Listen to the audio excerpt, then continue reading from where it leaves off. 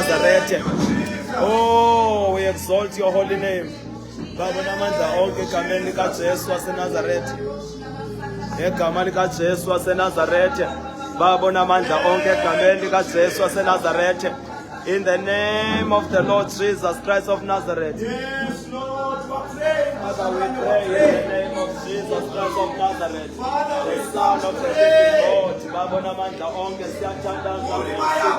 Baba namandla likaJesu waseNazaretha. Baba namandla onke siyakuphakamisa konke, siyakuphakamisa igama lakho. Baba namandla egameni likaJesu waseNazaretha. Baba namandla ufanelwe. Baba namandla ukuphakanyiswa ufanelwe. Baba namandla wena wedwa ukunikwa uzuko. Baba namandla egameni likaJesu waseNazaretha. Baba namandla sijonge kuwe. Baba namandla onke as our only God. Baba namandla sijonge kuwe. Baba namandla is our only solution. In the name of the Lord Jesus Christ of Nazareth, Son of the living God. Baba wethu namandla siyathandaza Nkosi. Baba namandla egameni likaJesu waseNazaretha, egameni likaYesu waseNazaretha. Oh, Baba namandla onke wena wedwa. Baba namandla ufanelwe. Baba namandla onke ubukhosi. Baba namandla wena wedwa ufanelwe Nkosi. Baba namandla ukuphakanyiswa ngegama likaJesu waseNazaretha. Baba wethu namandla umthandazo sinawo Nkosi. Baba namandla ukuba sikulambele. Baba namandla sikunqanelwe Nkosi. Baba namandla onke sifuna wena. Baba namandla onke uJezwini lakho. Baba namandla ndinqule ndikubonisa into ezinkulu. Baba namandla onke ngegama likaJesu waseNazaretha. Lord, you are like a deer. Baba namandla that thirsts for water. Baba namandla, so our soul is thirsty for you, Lord. Baba namandla onke in the name of Jesus Christ of Nazareth. Baba namandla, so our soul is thirsty for you. Baba namandla ngegama likaYesu waseNazaretha. Baba namandla onke sikunqanelwe Nkosi. Baba namandla sikulambele. Baba namandla egameni likaYesu waseNazaretha. Baba namandla sifuna wena. Baba namandla onke ngenhliziyo yonke. Baba namandla egameni likaJesu waseNazaretha. Baba namandla uJezwini lakho. Baba namandla wherever calls upon your name. Baba namandla shall be saved. Baba namandla, we call upon your name, Lord. Baba namandla, in the name of Jesus Christ of Nazareth. Baba namandla, we call upon the name of the Lord. Baba wethu namandla lizwi lakho. Baba namandla, all those who call upon this name. Baba namandla, they shall be saved. Baba namandla, ngegama likaYesu waseNazaretha. We cry for awakening, Lord. Baba namandla egameni likaJesu waseNazaretha. Baba namandla, we cry for revival, Father. Baba namandla ngegama likaJesu waseNazaretha. Baba namandla onke egameni likaJesu waseNazaretha. Sithandazela Nkosi. Baba namandla ukuhamba. Baba namandla kweendaba ezilungileyo. Baba namandla ezingoKristu Yesu. Baba namandla onke kwilizwe esikulo. Baba namandla kwixesha esikulo. Baba namandla, we cry, Father God, in the name of Jesus Christ of Nazareth. Baba wethu namandla, that you may extend your hand. Baba namandla elithizwi lakho. Baba namandla, your hand is not short to save. Baba namandla egameni likaYesu waseNazaretha. Our Father, we are praying in Jesus' name of Nazareth. Baba namandla, that you may breathe, Father. Baba namandla, fresh breath, Father Lord. Baba namandla, upon the bones. Baba namandla elithizwi lakho. Baba namandla uyezekile wayesentshilini yamathambo. Baba namandla onke egameni likaJesu waseNazaretha. Elithizwi lakho Thixo namandla onke. Baba namandla sengaphila nala mathambo. Baba namandla elithizwi lakho ndasi Nkosi. Baba namandla onke kodwa Nkosi. Baba namandla, we call, Father, that the Spirit, Lord. Baba namandla, may you flow. Baba namandla onke from the four corners. Baba namandla onke to the light. Baba namandla to the bones. In the name of Jesus Christ of Nazareth, the Son of the living God. Baba namandla siyathandaza Nkosi egameni kaJesu waseNazarethe. Baba namandla onke lithi izwi lakho Baba namandla bathembele kuwe. Baba namandla ngeke bajabhiswe. Baba namandla ngegama likaJesu waseNazarethe. Baba siyathandaza Nkosi sizowuphakamisa wena elithi izwi lakho, if the Son of Man is lifted up high, Baba namandla he shall grow many unto himself. Baba namandla onke siphakamisa wena Nkosi. Baba namandla kulo mhlaba esikuwo. Baba namandla siphakamisa wena Nkosi. Baba namandla onke in the name of Jesus Christ of Nazareth. Baba namandla onke makuphakama uJesu. Baba namandla onke yena yedwa. Baba namandla ngegama likaYesu waseNazarethe. Father, we are praying, Lord, Baba namandla that Christ be exalted. Baba namandla onke egameni likaJesu waseNazarethe. Hey, that Christ be exalted, Father. Baba namandla egameni likaJesu waseNazarethe, to each and every corner. Baba namandla that Christ be exalted. Baba namandla egameni likaJesu waseNazarethe. Baba wethu namandla siyathandaza egameni likaYesu Kristu waseNazarethe. Baba namandla every church, Lord, that Christ be exalted. Baba namandla in every area. Baba namandla onke Christ be exalted. Baba namandla to every corner, to every mountain, Father, that Christ be exalted. Baba namandla ngoba lithe izwi lakho Baba namandla in the last days. Baba namandla the mountain of the house of the Lord. Baba namandla shall be exalted above all mountains. Baba namandla onke we speak, Heavenly Father. Baba namandla the exaltation. Baba namandla of the house of the Lord. Baba wethu namandla egameni likaJesu waseNazarethe lithe izwi lakho Nkosi. Baba namandla phezu Baba. Baba namandla lakhe lapha ibandla. Baba namandla namasango ade sisoza loyise. Baba namandla onke we stand. Baba namandla upon the victorious. Baba namandla onke to the victorious church. Baba namandla egameni likaJesu waseNazarethe. Lord, you are praying in the mighty name of Jesus Christ of Nazareth, the Son of the living God. In the mighty name of Jesus Christ of Nazareth, the Son of the living God. Ngegama likaJesu Kristu waseNazarethe. Glory, hallelujah, hallelujah. Glory, hallelujah, hallelujah. Glory, hallelujah.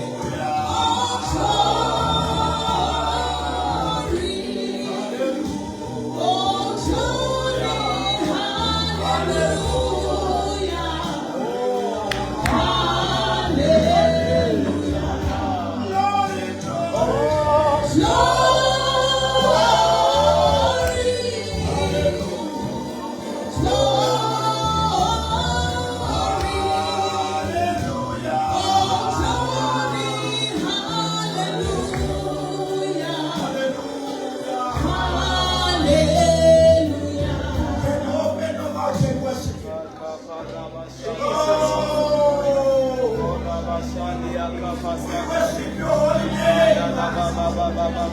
We exalt your holy name. We magnify your name.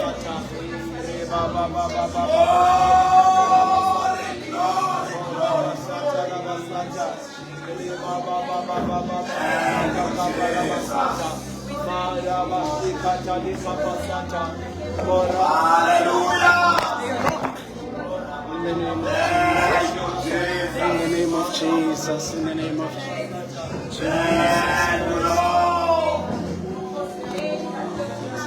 Thank you, Jesus. Continue to pray.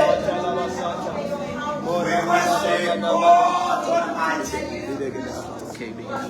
Thank you, Jesus. Hallelujah. Thank you, Lord. Bazalwane siyabonga.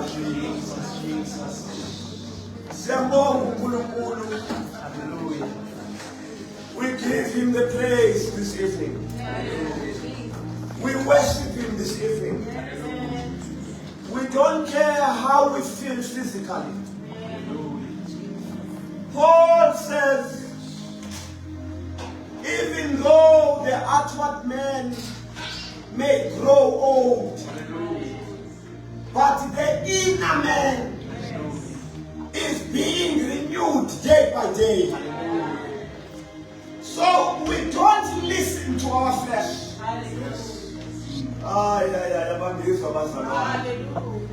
Listen, it may have been a difficult day at work, but the spirit man was anxious for this time, was eager for this time.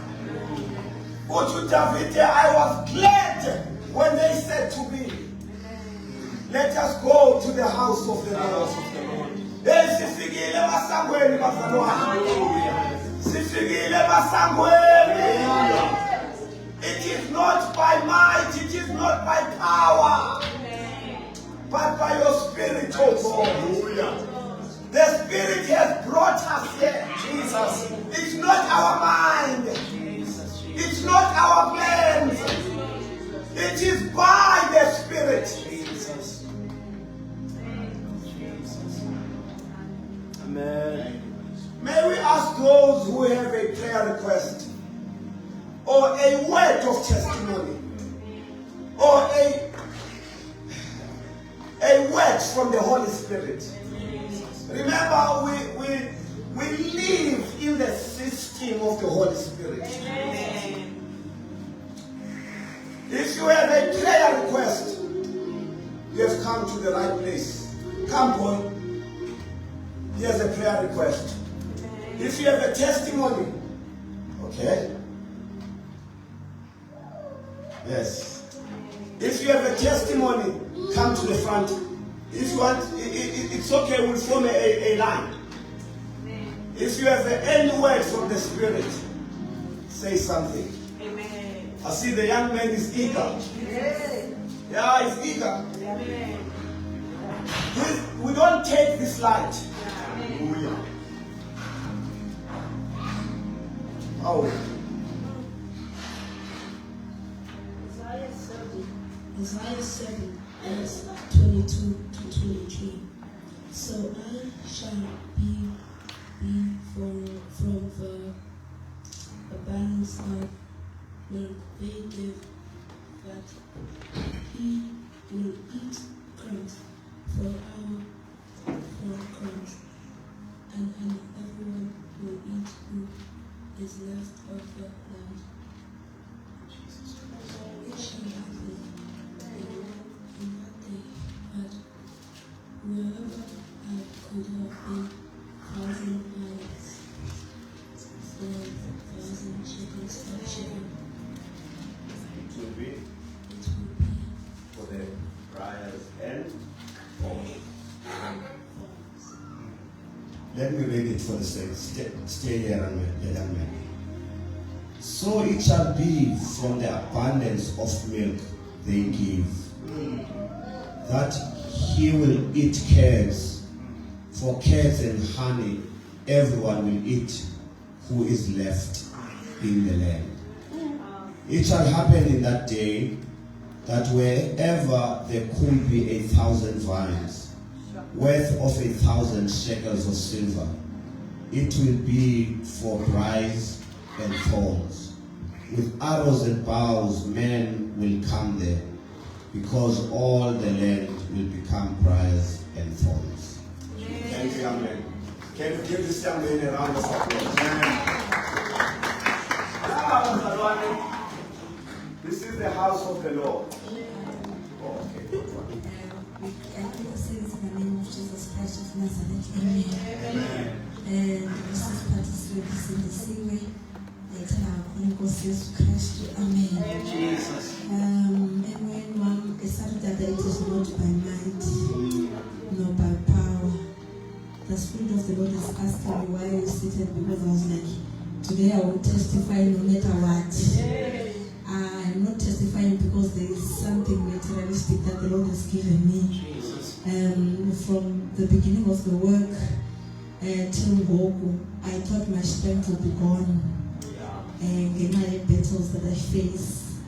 But today I realized one thing, you know, sincere to God, your old skin is being peeled off. But the peeling, there's something driving you so hard to meet with God more than the pain you are suffering at the time. So in my spirit, that drive of the spirit, it's not something unique, it's not something economic, because most of the time when you go through stuff, you feel like you're isolated, but now show forth, no matter what, go, and when I go, I realize whatever that was there, and for that, really it is not by might, not by power. Mountains that are before me, I am seeing them no longer by the grace of the Lord. Ever since, it's something new to me. It's something really new to me. When you are speaking of God doing without you helping, sometimes you think, if I can do it this way, you've got systems around yourself so that you can protect. I feel nothing more than the hand of the Lord upon my life. Amen. For the testimony. Precious Lord. Hallelujah.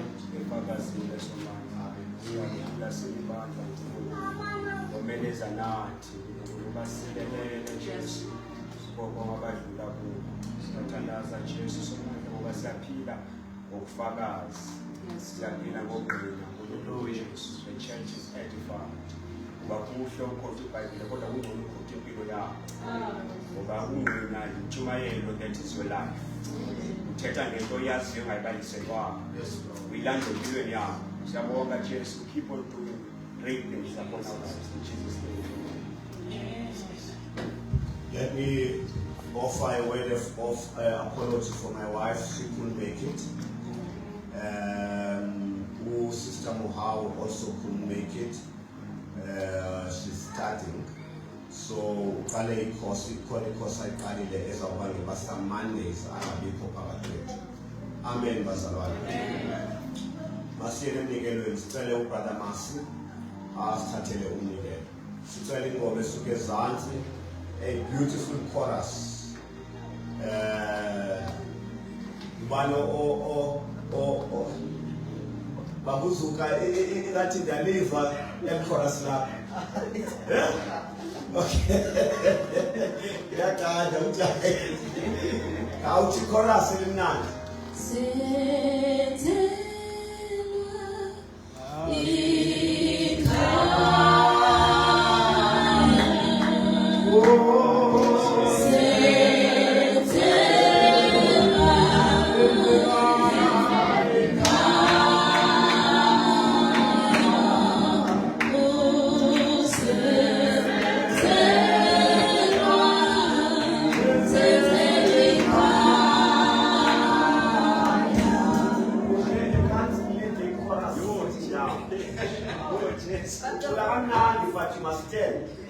and you must show action. Sing. The vocals are fire, son. Go.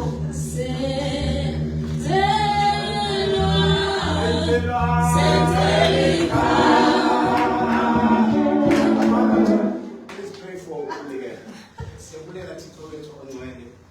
Nasibusuku awethu namandla sizaphambi kwakho. Thixo wethu namandla unike lokuqala ukuthi nguwe. Thixo wethu namandla unike ngathi wasibonile. Thixo wethu namandla unike that you prepared skills for them and covered them up. Thixo wethu namandla unike kanje kosunikelo. Thixo wethu namandla usiqhuma umhlaba. Thixo wethu namandla onke xa unkolo ngaphandle sivelile. Thixo wethu namandla onke wena Nkosi you cover us. Thixo wethu uthandekayo true offering. Bawethu namandla siseza ke Nkosi nasebusuku sisikelele Nkosi egameni likaYesu Kristu. Amen.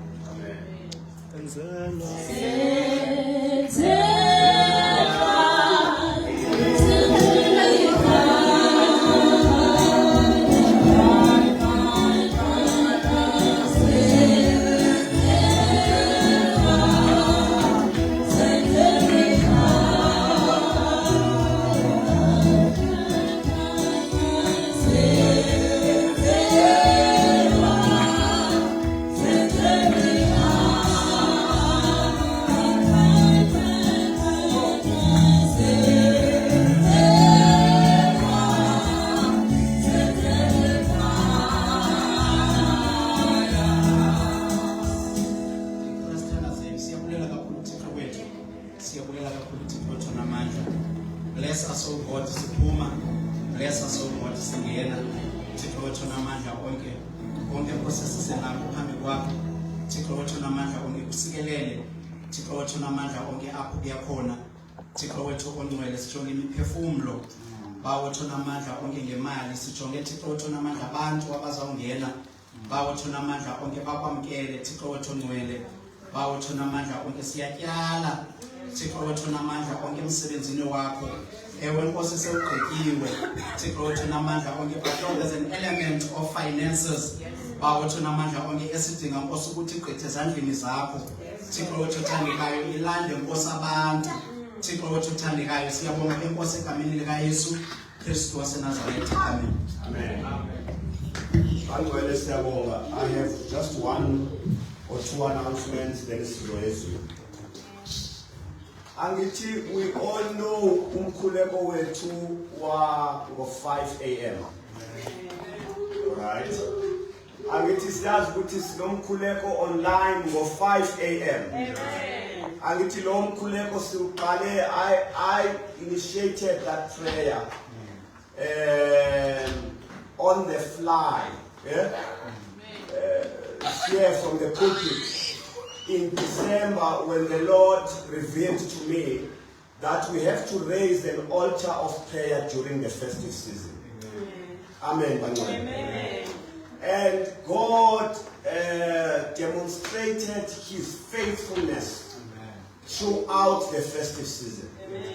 And the way He revealed it to me, He says it's because the devil himself elevates his altar during the festive season.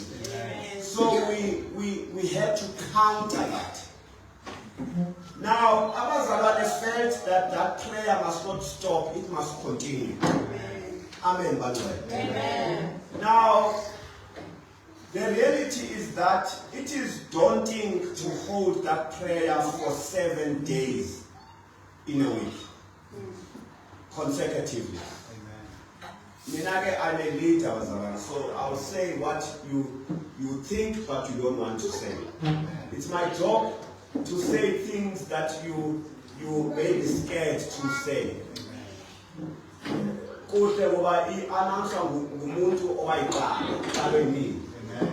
So we are no longer going to pray every day. It's an amen, Pastor. We will pray every day. I'm talking about us as a group now. Okay? So sawkhuleka only from Monday to Friday.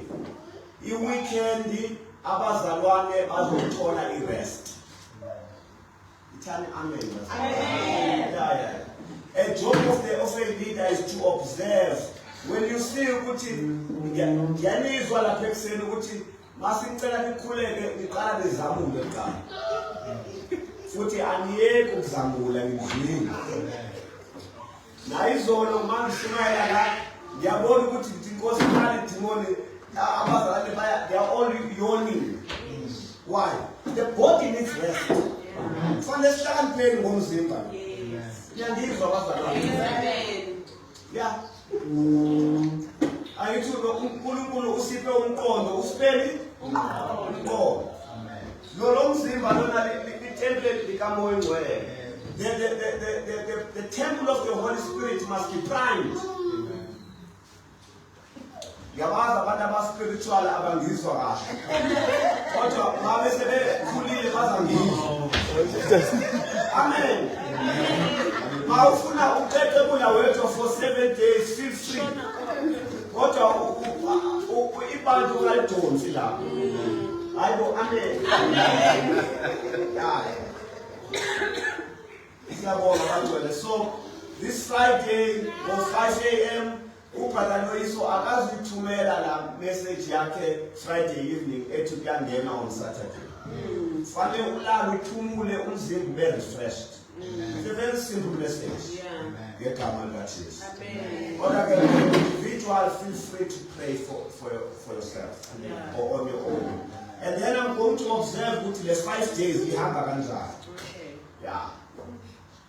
Amen. Amen. But the minute we do things for the sake of doing them, we are becoming religious. Yeah. There is no engagement with God that must be burdensome. Amen. It must be free flowing. Amen. Ungaze mthandazweni kuba ufuna ukupleasa uzibandana. No. Amen. Amen. Ngiyawuthanda umthakazi ngoba as an individual awuvalelekile. Amen. Ungacela ne8 days lapha uNkulunkulu uza kuphi 8 days. Bazalwane, last week we had a beautiful message from the man of God, Ubaba Umbanzane. Ubani obekhona last week.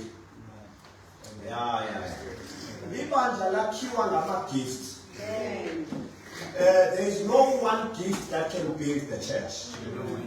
Yes. That's why I don't believe in this nonsense of men and women of God walking around like some big shot. There's no big shot in the church of God. We use the gifts. And it's okay sometimes for you to sit down and allow God to minister to you through another gift. Yes. That's how we build a church, biblically. So sad last week. The whole week in Gapi, I was busy ngizindla ngezwi. Amen. Amen. Equally this evening we are privileged to have another gift. Amen. Just say, just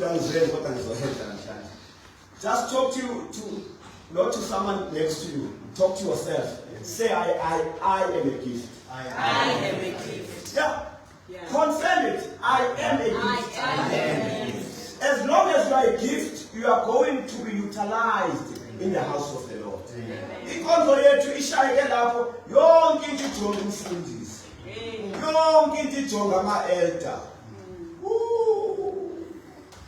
Ibandla lenkosi is a dynamic organism. Jesus Christ. Usathana kufanele angazi ukuthi uNkulunkulu uzawuthanda nakini. That's how we grew up. Now, sekubheka umfundisi ulingana ngeculo manje. All right. Sengiqedile bengibheke u-half-past. We have a man of God in our midst, all the way from Emlazi. Uyabazi Emlazi bazalwane? eKwaZulu Natal, why unit? Ukuba kwaPhipilo. Yeah, niyakwazi kwaPhipilo. Yeah. Umlazi ngiyawazi lapha ngapamnyanda kwaDi lapha ngasestation. Ngasesonke. Mawu uqeda udlule eMangosuthu lapha. No you ndiyabazi lapha indawo zezigebengu lezo. Ngoba ukhamba kwakho lapha kade uthi inkosi ikusizile. Siyabonga abazalwane sinoba kuNgcobo, a man of God. Who's going to minister to us today? Are you ready to receive the word of God? Cela siphakameni. Sicela uba uma kuNgcobo uyahlabelela abazalwane. Akaphakamiseza kwakhe namhlanje njengomama kaNdisine. Khani nikele imali.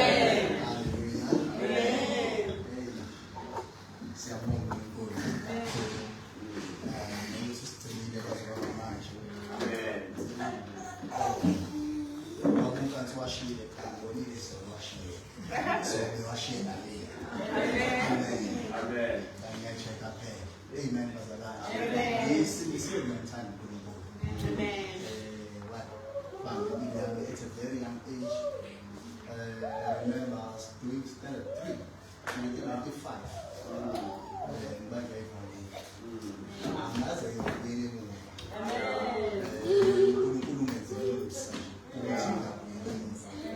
I remember ukuthi ngidlala ibhodi inkonzo kakhulu bangishela ifundisi athi manje ayazi into engayifaka Jesus kubalulekile ukuthi uma ungumphathi ebandleni usazi staff usifaka utawuba ngeke bashintshe amen so ngisisiwe bazalwane ngiyazi ukuthi awamukele kahle kwamanye amabandla uma ungasho ukuthi usindisiwe ngisindisiwe namolakeni onzayo ngiyasindiswa futhi usuku ngingamukele yonke into engiyoyikhuluma ngiyikhulume kahle ngingamkelile ukuthi kakumile esidingeni la noma kusho ukuthi abantu basebenza bayigebengu unkosikazi wami unfortunately nabo akayiyo imlazi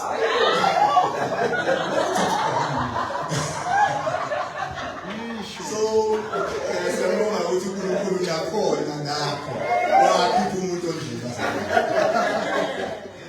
yes bazalwane so yeah sesiyakhuluma manje namhlanje bazalwane kuzoba umande wesibili amen ngoba angimina phezulu amen sonke siyashumela yeah mawucabanga ukuthi wena uzoshumayela bangizokusekela ngoba sonke sizokhuluma akekho umuntu ozophuma la esonkeni kakhulumanga namhlanje ongakwazi ukukhuluma lenosini sonke sisakhuluma ngoba lelithi dathina njengebandla likaNkulunkulu.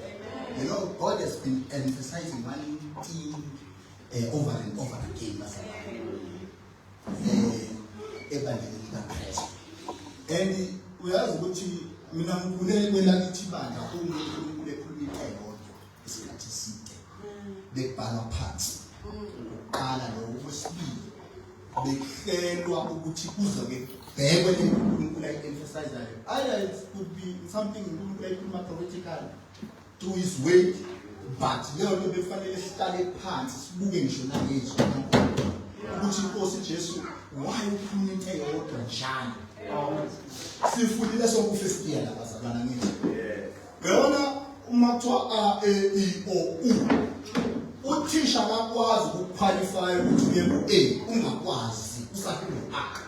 It's either uyawubhala noma uyakhuluma uma usakhulwe ukuthi A awukwazi same like God. uNkulunkulu wenze njalo bezalwana. uNkulunkulu mayiphinde into eyodwa ibandla likaNkulunkulu bekufanele sifake amanethi siwajulise siyobuza inkosi why ukhuluma into eyodwa. uNkulunkulu ukhuluma nge-repentance bazalwane. And it's also ukuthi belook and observe your repentance, die to self. Yesterday beku too much. Yazi ukuthi izolo ngifike angalani nokuxoxa nkosikazi bekuthiwa leso ngoba manje beku too much. Befanele ngihlale ngireflect kumina naNkulunkulu namoya engcwele ukuthi because why do you keep on bringing one subject? And thina njengebandla senzana. And uNkulunkulu uke wakhuluma kumina. I remember wakhuluma ekuseni basikanje uthi uNkulunkulu in heaven this is a head office. It's real, it's a head office. But I've got satellite offices of which we are one of the satellite offices. We satellite offices here bazalwane la uNkulunkulu ayibheka khona azembule ngombono wakhe nangevision nangomqondo wakhe ebuNkulunkulu bakhe. That is why uzoduma ukuhlala ukuba uNkulunkulu repeat one and the same thing. Ngoba abanye abayiboni ukuthi nesibonayo ngoba si download straight from heaven. So ungawasheli ungazi ukuthi ngokwethu Nkosi bangilalile ngavuka namhlanje angonanga angicabanga sengiyalala futhi kodwa why you keep on emphasizing the repentance die to self. Why? Because God ngathi unamandla influencer the whole of Gauteng. Ngathi because we see satellite yakhe la mayifuna uku-operate kwebandla uyasibheka. Amen. Namhlanje ukhuluma ngento ethanda ukuhluka ngoba kunjalo masamukela uJesu singena nge-step sokuthi siyavuma. Romans angithi usho njalo. Vuma umlomo ukholwe enhliziyweni uzokusindiswa of your spirit. Angithi sidila lapho. Ake sibuyeleni-ke izani nami-ke bazalwane ngoba kuyinkinga ukuthi simkhonze uNkulunkulu usindiswe umoya kuphela kodwa our bodies esho into ephambene nomoya kaNkulunkulu kithi. That is why we see ibandla kaNkulunkulu struggling a lot. uNkulunkulu nokubona ukukhuluma nge-repentance and dying to self ufuna umzimba wethu kahle kahle ukuthi udumise uthomba umkantu anazi ukuthi lemzimba iyithempeli likaNkulunkulu wengcwele. uNkulunkulu serious uthi odefine ithempeli you will find consequences. Ngoba serious ngomzimba wethu. uNkulunkulu serious uma umzimba wakho ungabocabanga ukuthi mina angikhulumi into spiritual angifuni spiritualize kakhulu. La ithemba uNkulunkulu serious with your body. uNkulunkulu akakwazi bazalwane ukusebenza kumoya ngomoya ngomoya wakho kuphela umzimba wakho ungekho ungakulungele ukuthwala inkazimulo yakhe. Amen. uNkulunkulu ngebekhuluma nge-repentance bazalwane ufuna ukusibuyisela ekutheni asithwale inkazimulo yakhe emzimbeni wethu. umzimba wethu awugcwala inkazimulo kaNkulunkulu bazalwane. awugcwala inkazimulo kaNkulunkulu akudingi ukuthi lento izishole esontweni ukuthi siyawezwa amandla kaNkulunkulu uwedwa fanele uzwe abasezulwini besezibeni ngoba that is a level bazalwane esibizela level yokukhonza uNkulunkulu siphuma umuntu osezweni ahluleke ungakwazi ukuhlukanisa into enza ukuthi manje iyophi lihluke kwamanye amabandla ukuthi babenzise ukaKristu babebona uKristu kubo imizimba yabo yayipresent uKristu bafethu ingakho athi umbhali makhaya ukukhanya kwenu phambi kwabantu ukuze abantu babonani babona ngani umzimba le efanele iveze uKristu amphulele uKristu avele uKristu athi uthi umbhali i-citizenship yethu is from heaven. We are ambassadors. Love. We are presenting. Hence I said earlier, this is a satellite. Yes, it's we.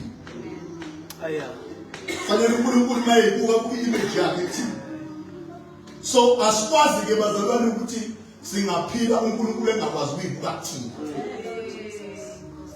And yet sibe sisamba noNkulunkulu. Umuntu uNkulunkulu esamba naye. Engakwazi ukuyibuka thina uNkulunkulu ngesikole. Kuba ngesikole. Kuba nokuthwala uNkulunkulu umuzwa manje ngamthwala ebusheni bami uNkulunkulu wadwala kumina. Awu amen bazalwane. Uthi umhlabeni ngingena emoyeni wami ngene. Kuba ngaleyo nto mina efanele sifinyelele kuyona njengebandla kaNkulunkulu. Ngoba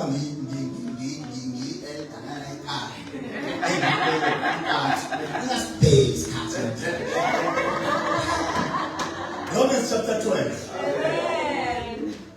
Ngabe ngobakuthi ngibekwanga abanye abantu. So ke abhekwa sikhathi. Kuhle.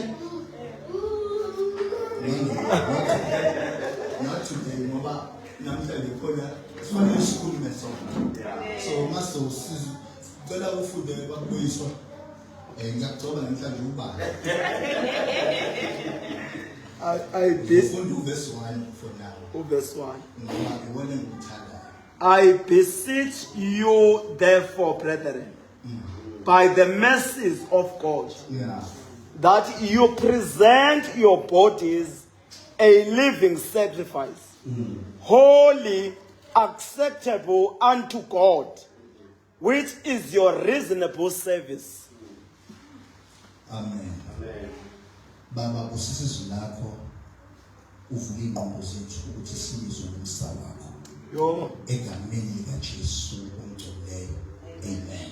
Amen. Uthi lana ngesizulu ukhamba ongcwele uthanda ihloko ukuhamba okungcwele. Awu amen. Amen. Uthi ke ngakho ngiyancenga bazalwane. Ngokubele kaNkulunkulu.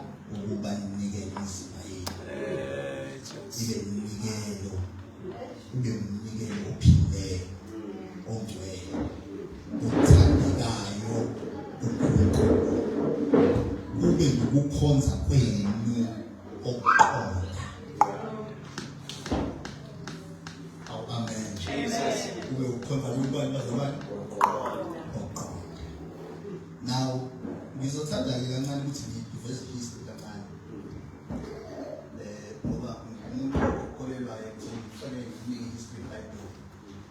This is the book of Romans. From 1 up to 11. uNkulunkulu. Okay, akaqale kanje.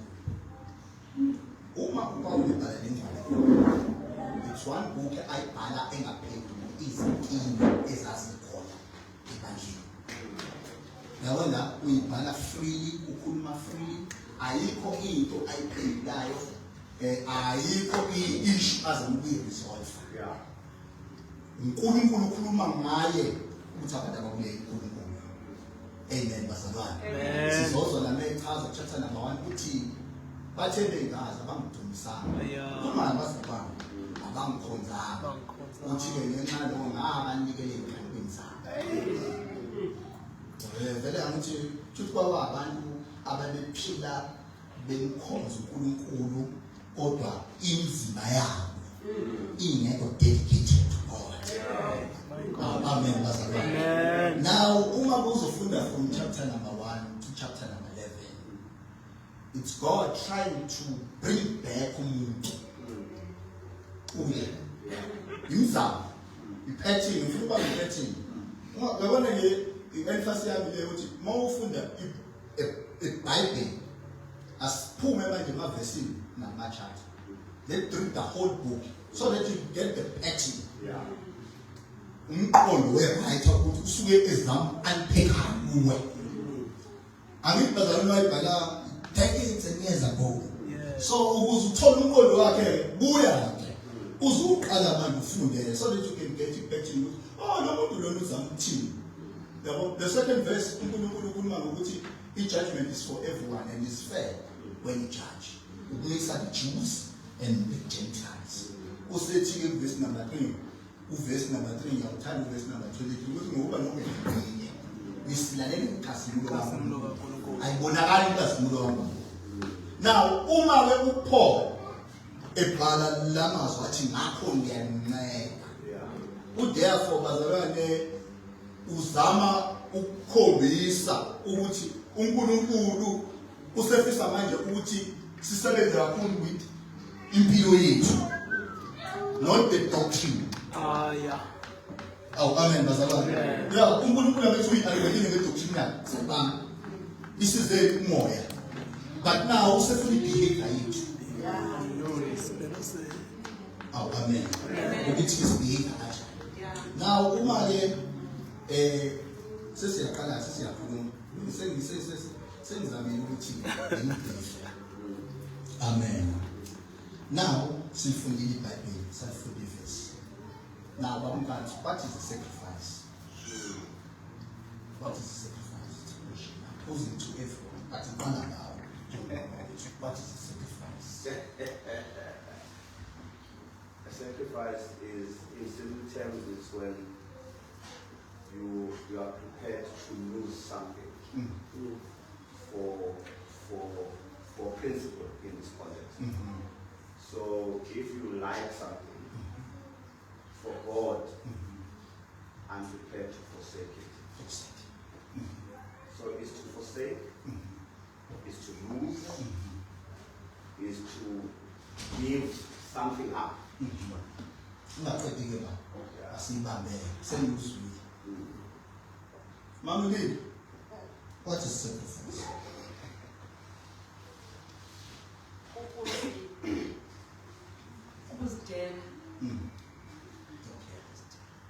Ngicabanga ukuthi sonke siya-understand. Now, why do we don't guard our bodies? Why is my day with you?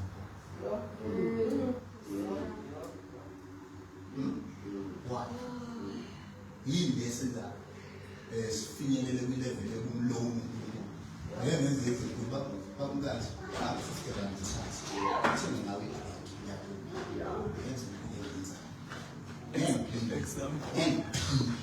ngiyaphinda ngibe access. Hey, Tata. Wow. Ngiyaphinde ngikhombise mhlawumbe uvo incane nje ngikukhuluma alukho engikhuluma kuyo. Owakhe abantu bese ngimile owakhe ukuthi uyawuthatha manje lo qebo lapha ngami noma uyawuhlala. Ngaphezulu kwakho sahlangene. Jesus. Oh, amen. This is what God wants. It's simple terms. Now we will have to make repentance. Guide yourself, brother. Jesus. Now we understand the context. Jesus. Singalishumayela iBhayibheli bazalwane silindele amandla esathenjiswa wona ngafiki. Ngoba si understand the context.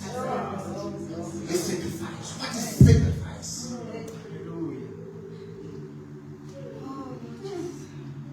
Mhlawumbe bakubathana ukuchaza nawe kasishaya. What is to die to self? Ngizela ukuthi ngihlanganise into mase ngiqoqa mase ngiyaqeda.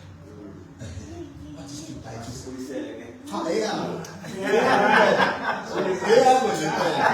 Yo ngicela yakho ngayishaya. Eyakho. Ha eyakho ayiyekubikelweni esaphansi. Yeah, tell me, go and tell me noma yini. We are not going to. So what is to die to self? It's to willingly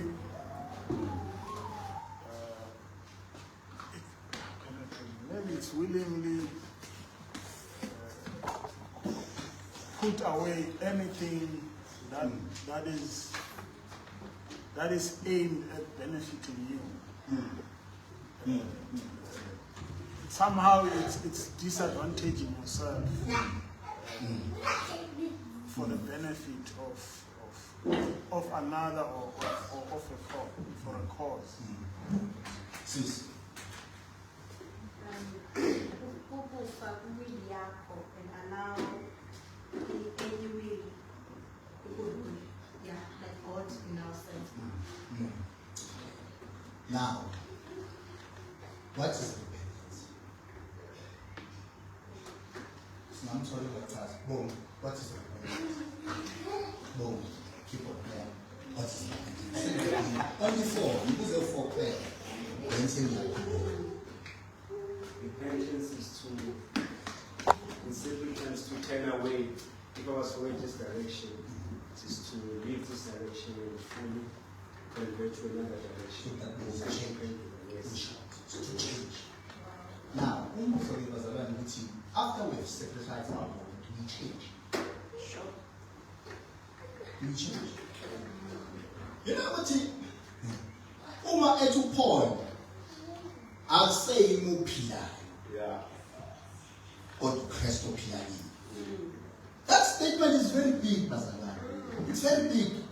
Ngoba ikhuluma ngokuthi one, you should take your body and make it be a sacrifice.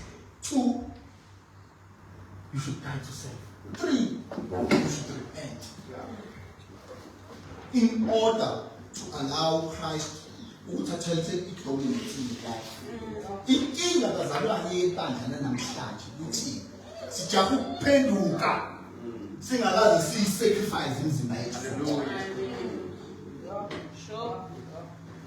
Oh, amen. I-entry bazalwane, once you receive Christ as your personal Savior, indlela yokuhlala nomoya engcwele nokukhula awusifundi ukuthi uJohn la John 14 verse 23 awufunde futhi John ngifuna sofunde John 23. John 14 verse 23. Yes. Jesus answered and said unto him, Yeah. If a man love me, If a man, yes, he will keep my words. he will keep what bazalwane? My words. If a man loves Me. Christ, Amen. he will keep. My words. Yeah. And my Father will love him. And we will come unto him and make our abode with him. Amen. uNkulunkulu uyini kwehla bafowethu. Noma ihlezi nithi uNkulunkulu sezulwini, uNkulunkulu uyini kwehla. Azohlala nje ngabamkazi, ahlale kuyena. Uthi la kwenye ama translation uthi ngiyokwenza kube ikhaya lami. Uthi ngiyokwenza kube ikhaya lami. Amen bazalwane. Futhi uvela kuleli vesi ukubili kaNkulunkulu. Bukhuluma. Buconfirm ukuthi siwe. Mase ke kube ivesi ekhotho bamkanti ukuthi anazi lomzini uyithembe kaNkulunkulu wenzo. The Trinity of God is more than willing. Ukusuke emazulwini azohlala kuwena phakathi. Enze kube ikhaya. Amen bazalwane. Na umbuzo obalandela ukuthi ngabe ibandla liyobese liyafinyelela yini ekutheleni lirepent. Uma amazulu ehlala ngabe 11 standard esingakanani noma sisikiphi standard uma start repent. Ifuna uyibukele ukuthi isiphi standard sisona ma start repent. Ngoba uNkulunkulu ufuna there is a high standard. La efuna yena ukuthi I compress. Amen. Ezohlala. Enzika. Angithi izinto ezikuhlabelela thina esikulelezayo ukuthiwa yehla moya oyingcwele usebenzise wenze lokuthanda. Why believe in God? Ifanele enze ukuthanda ngemizimba yethu. Why? Why ibandla likaNkulunkulu lingafinyeleli kwi-level? Because let your repent, it's good. I need to. But there is another standard that sibizele kusona bazalwane. A very high standard, bazalwane. Whereby you see the heavens. Amen, bazalwane. And compressed. Ezohlala. uJesu lento bazalwane uyiphilile semhlabeni. Eyiphilele ukuthi siyibone nathi bazalwane. Yazi ukuthi ngeke ngahlala ngokungathi ngibuka le subject ngase ngiyahlala ngibuka ukuthi bakhona yena abapostoli abake barepent. Sebekade sebebaphathiswa. After they baptized by the Holy Spirit. I'm going to repent bazalwane. But ngifuna ukuveza ukuthi there is a better thing. There is something that is better bazalwane. Ngoba umuntu lemayifika one akakusho lo omunye bakungathi ukushaka kule badlali kaNkulunkulu. Sirepenta ngokwamaphutha esiwacabangile nesiwabonile esikwenzile nje. Kanti akusumsebenzi wethu ukurepenta. Sengiyandika. Akusumsebenzi wethu ukurepenta. Umsebenzi kaMoya ukuthi akuvezele ububi bakho kuwe. Then usuqala confess ububi. Ukuthi nami ngibila. Amulungile la.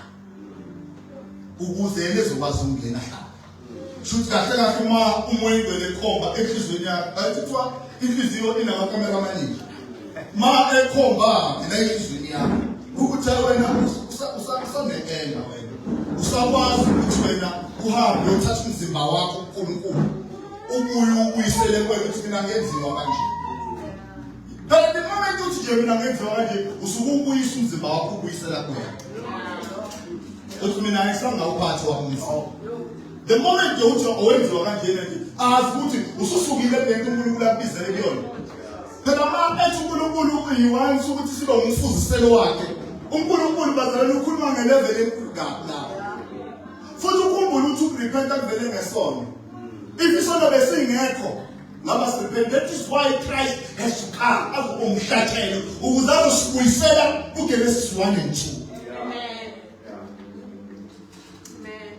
Mase kwenzeka uGenesis 1 verse 26 othanda ubaba ungathanda.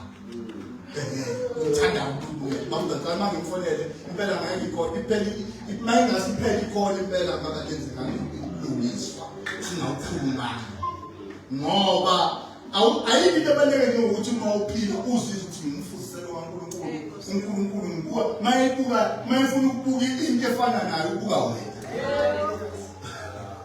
ngoba inkazimulo igcwele kwena. Amen bazalwane. Uyiyeke le nkazimulo eyikhuluma ngehlupheke khona ngaleyo. Mina ngikhuluma ngokuthi kumbathiswa amandla kaNkulunkulu. Uze ukuthi yazi ukuthi bengumuntu nje mina ngisekho nje. Now uthi umbhali mayikhuluma kuPetro chapter 1 verse number 16.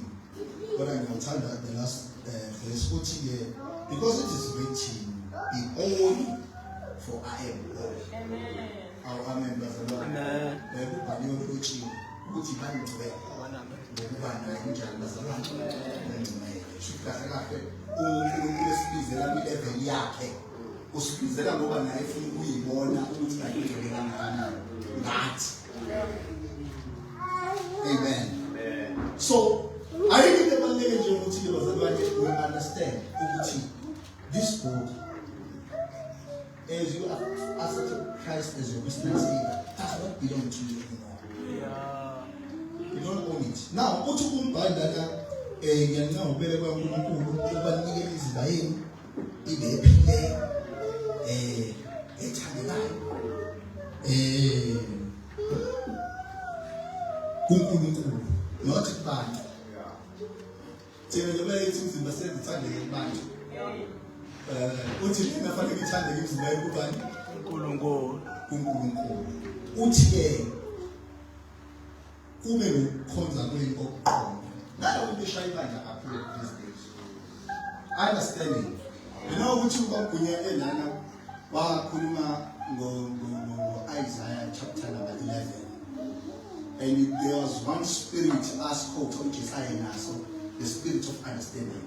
Once bazabani ibandla lalahlekelwa i-understanding, so hlezi uyofika beyidudula la ufika uyidudula ungazi ukuthi kwenziwa.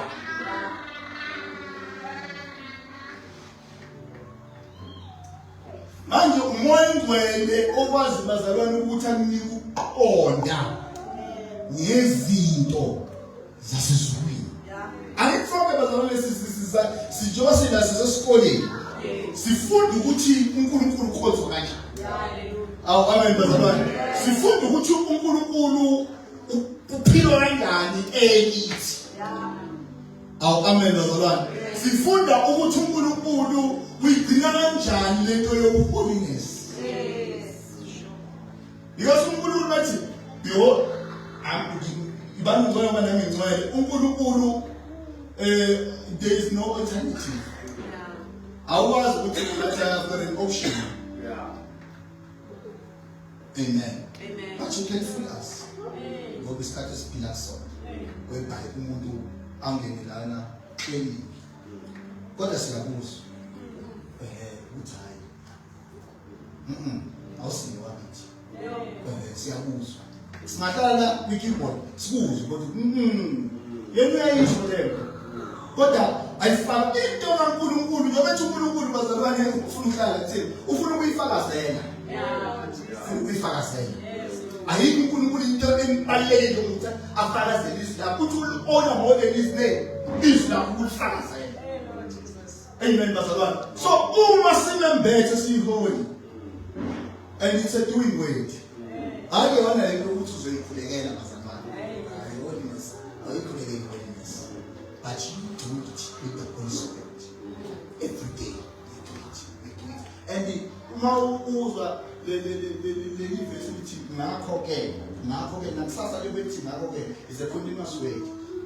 Nakusasa nanini lebethi ngakho ke ngiyancena ubele kaNkulunkulu hayi ngoba ubele ukaNkulunkulu ubele ngimncena ngawo banike manje uma uPaul emphasiza noma eveza lokhu uveza ukuthi bazalwane asukeni lento yokuphila impilo sengathi impilo eziseyikona ukuthi umxawuleko uNkulunkulu simenze emergency number mase sidinga that is where you see abazalwane bakhale abantu besiphuma abanye baphuma ko-21 days akubagxeki but bebefuna uNkulunkulu but look at life ayiphilayo after 21 days ukuthi ngabe isayiphethe yini lento yasezulwini.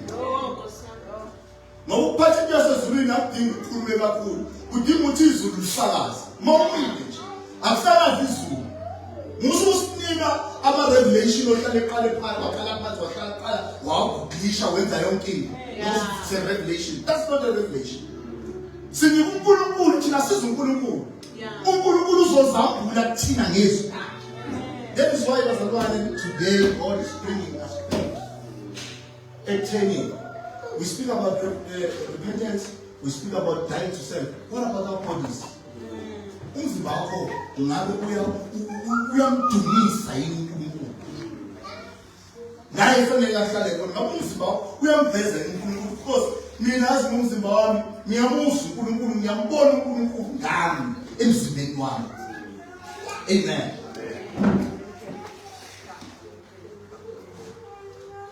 Ilamazwi lawa manje ngisekhaya angikubeki imessage yami ngithatha ngoba ngizogcina ngiyindoda so mase kuthiwa ngime angime bakulanza useka masimeni ngenyawo la uyinkosi Yeah.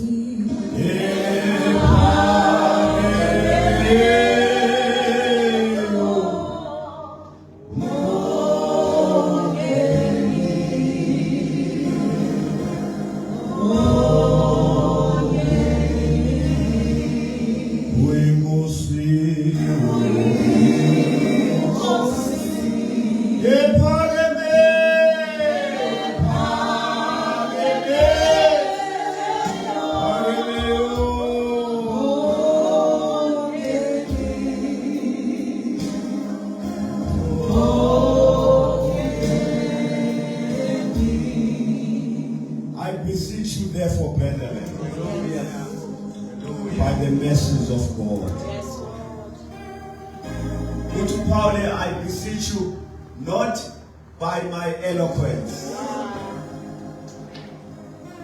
I ngokugagu bami. Uthi, that which I'm asking you to do, I am asking you by the mercies of God. The minute he says by the mercies of God, already there is an answer there. That you present your bodies a living sacrifice. Yeah. When we worship God, our vocal abilities are just a mere instrument. It is our bodies that are worshiping. Jesus. Present it a living sacrifice, holy. When it comes to holiness, Ibandla namhlanje has taught us that holiness is about the next person. When it comes to holiness, you account to God about your holiness, not about a life of another person. Whenever God speaks about holiness, they start to think about others. Holiness is about the first person. Jesus. It's got nothing to do with us, the life of the second person.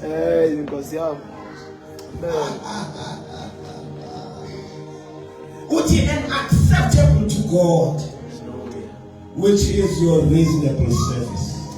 Hey! Let's tell us this reasonable service.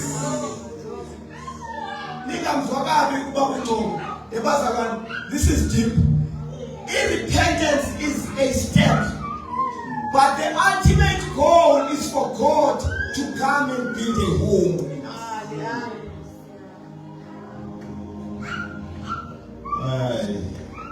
Okay. Let us pray to stand as a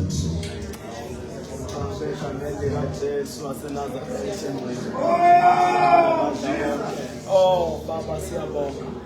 Baba namandla ngezwi lakho Nkosi. Baba namandla elisingalayo.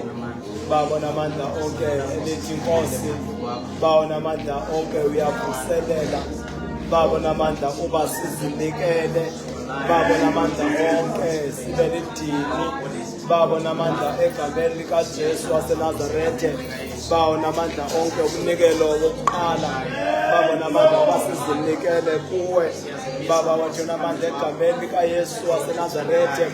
Baba namandla onke impilo yethu Nkosi. Baba namandla onke siyayicelela. Moyo ingcwele kaNkosi. Baba namandla wenza umsebenzi omkhulu. Baba namandla onke uzityile Baba ngegama likaYesu waseNazarethe. Baba namandla we lay our lives. Baba namandla in your throne. Baba namandla siyazinikela. Baba namandla sibeludini. Baba namandla eliphilileyo. Baba namandla ngegama likaYesu waseNazarethe. Baba namandla onke thina eliphilileyo. My God, a living sacrifice in your altar. Baba namandla siyathandaza. Baba namandla onke egameni elenkosi Yesu waseNazarethe. Baba wethu namandla onke. Oh, senzele inceba Nkosi. Baba namandla onke egameni lenkosi enguYesu waseNazarethe senzele inceba. Baba namandla onke sibe nabo ubungcwele. Baba namandla phambi kwakho. Baba namandla sihambe ngobungcwele ngoba lithizwi lakho ibani ngcwele. Baba namandla sibanami ngcwele. Baba namandla egameni likaYesu waseNazarethe. Baba namandla sithathe Nkosi. Baba namandla umfanekiso.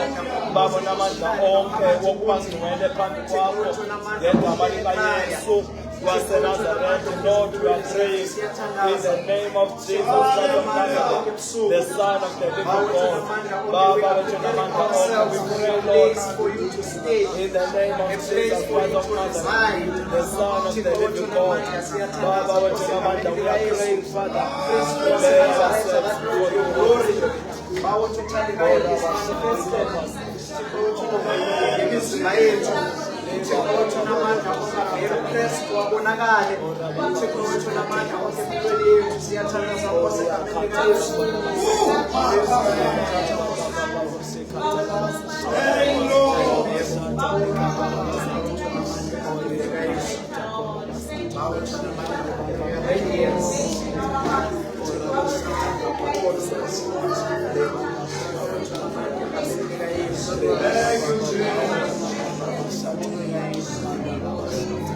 Jesus Christ. We're closing. Let's remain standing. Awufike ekhaya hamba uyofunda Psalm 33 verse 1. Uthi sing joyfully to the Lord, you righteous. And uthi it is fitting for the upright to praise him. Yes. Sithi ngesizulu kubalungele abaqotho ukudumisa. Kubalungele. All right. Men of God, come and pray for us and close for us.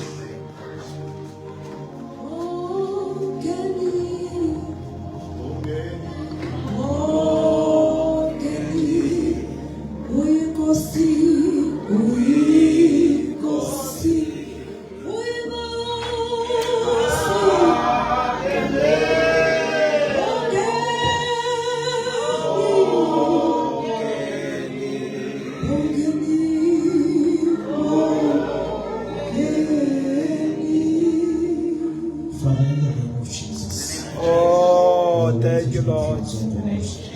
Oh. Give you all the honor, all the glory, all the adoration. Siyabonga for ukulungela. Siyabonga ukudala kwesithuko. Siyabonga mafuna nje. Wena wabakho umhlaba ungekabikho. Wadala izulu nomhlaba. Sithi bayethe wena ohleli thronini isihlalo sobukhosi.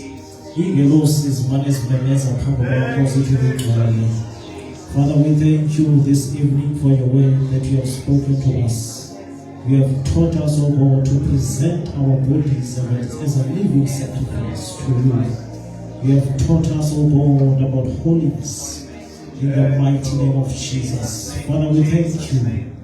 Your word declares that your word, it is sharper than any two-edged sword, that pierces even to the dividing of the soul and spirit. Father, your word declares that we have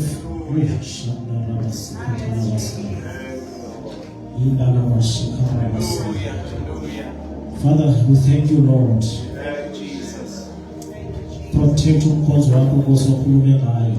Ugcwalise Nkosi. In the mighty name of Jesus Christ. Lord, we thank you, Lord, for your presence that is overwhelming in this place, even in our lives. Ngegama lika Yesu Kristu. In the mighty name of Jesus. Izwi lakho sizophuma kule ndawo sifana noDavid. Ngexesha esithi izwi lakho ndilifihlile ngaphakathi kwami.